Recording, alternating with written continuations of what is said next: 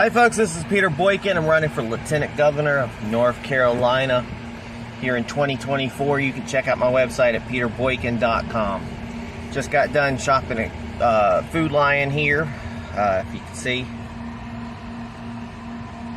don't know how you double tap, but I just got done shopping at Food Lion, doing the shopping. Bought a lot of fruit and veggies. Prices cost, going up every day. And that's what's important, folks. That's way more important than anything. Here I'm in Alamance County. We have infrastructure. We've got prices of goods, things that need to be fixed, things that need to be done. And I'm going to be somebody who's going to sugarcoat it. I'm not going to sugarcoat it. We're spending way too much scapegoating, calling everything woke, people rhinos, etc., etc. Meanwhile, here in Alamance, we're supposed to be a red county. I'm going to be a little critical about it, folks. We're a red county, which means we do run things a lot better. We do have a lot less BS going on. But we just had multiple schools found with mold, and we can blame probably the school officials, because I'm sure that some of those are probably who are not Republican. Mismanagement of funds, etc., etc. Well, a little bit of blame goes for everybody. Now, I got politicians out there that probably aren't going to like me because they build on this whole scapegoating. As in, this person, it's this person's fault, it's that person's fault, it's the left's fault, it's the right's fault. The right blames the gays, the left blames the Christians. The whites blame the blacks blame the whites. This division is not going to be pretty. It's not going to help America. It's not what America's about. We the people means all the people. We need to quit scapegoating, and we need to start actually looking toward the actual issues and fixing the issues, and quit worrying so much about who's to blame. Who cares who's to blame? If you find a puddle of water somewhere and somebody might slip, do you not try to get somebody's attention? You stand there, you take care of the issue, you clean up the issue. You don't spend all day trying to find out who spilt the water. Who spilt the water?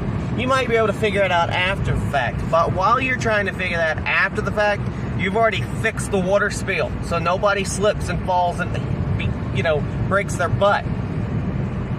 And that's the same thing that goes in life and politics. Instead of blaming and trying to figure out who's to blame and pointing fingers at each other, we need to find out how to fix the issues. Then we can point blames after we fix the issues. There is absolutely no excuse, I don't care whose side it is, that we have at least 5 schools in the Alamance area that's not going to be able to open up because they found mold. I don't care whose fault it is, it needs to be fixed. Then in the future we can figure out the reports and everything, but it needs to be fixed. Our students, our children need to go to school. But there's other places across North Carolina having problems too. Now, I went to a great meeting just last night. It was CAG, Citizens for Accountable Government, advocating for accountable government, basically kicking government officials in the butt, saying, what are you doing? So one guy is running for superintendent of schools. I absolutely loved his speech. He talked about how he was a teacher and how he set his bar up way higher than what the North Carolina bar was. And that way, if they didn't meet his bar, at least they met North Carolina's bar. Well, my bar is a lot higher than probably the North Carolina. I set my own goals and my own bars to do the best I can with the ability that I have. And that's what I want to do as Lieutenant Governor. And like I told them, I can't guarantee you I can do one thing or the other. Because at the end of the day, the job of Lieutenant Governor is more of a speaking role. More of a figurehead. A stand-in. But like I told them, I'm loud. I'm a loud person. I'm a cheerleader. And I'm going to cheerlead for issues. And a lot of that has to do with schools. an education.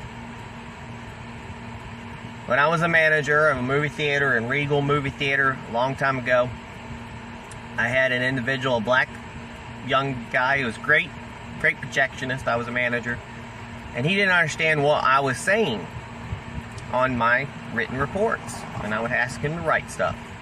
Found out that he graduated from Durham City Schools and barely knew how to read and write. That's crazy, folks. How do you graduate from high school not knowing how to read and write? And that boils down to schools not teaching people properly what they need to know. So that's what I'm going to bring to the table. I'm going to work as hard as I can. I was an engagement manager for 12-something years, multi-million-dollar teams. I've got 2 master's degrees in IT, so I understand technology.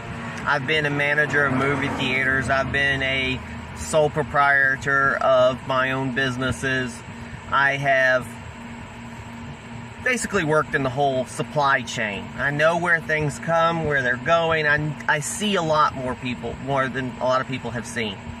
I've been around North Carolina, doing their various different jobs and things I've done over the years. I've seen North Carolina grow. So I'm bringing that uniqueness to the table. And like I said, I've been a conservative. I'm a conservative, I'm a constitutionalist, but I believe in we the people, but I also believe in moderation and moderates.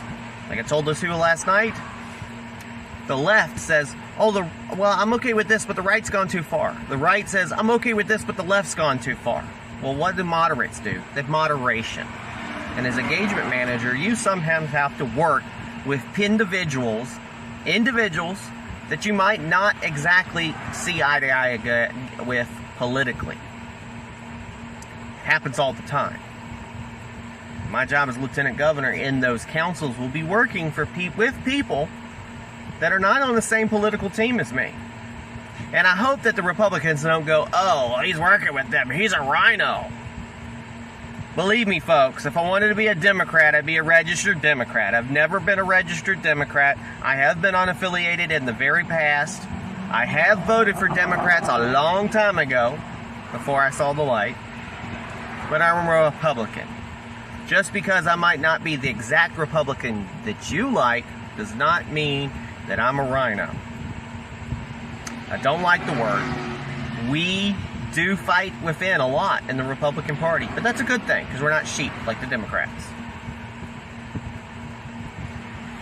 So at the end of the day, folks, I might not see eye to eye with you politically on everything, but I ask you to look at the issues that I'm interested in. My telephone number is open. You can call me 919-758-0597. And I also want to apologize to the Johnson County Republican Women's Committee. I apologize about the mistake on the scheduling, and I didn't get to come to your meeting. I know you're booked until March, so if I win the primary, I'll see you after then. Hopefully I'll pop in, maybe say hi. I just won't be able to get scheduled. I know my opponents will be there speaking, but I'll still share.